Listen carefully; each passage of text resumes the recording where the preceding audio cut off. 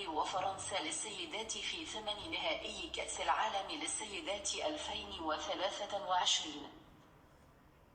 لعبت لبؤات الأطلس اليوم بتاريخ 8 يوليو 2023 ثمن نهائي كأس العالم للسيدات 2023 ضد المنتخب الفرنسي، والذي ربح المقابلة ب4 أهداف مقابل لا شيء.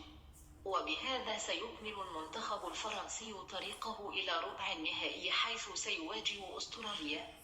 وسجلت كنزة دالي في الدقيقة 15 وكاديديات دياني في الدقيقة 20 وأوجيني لوسوني الهدفين في الدقيقة 23 و70. أهداف فرنسا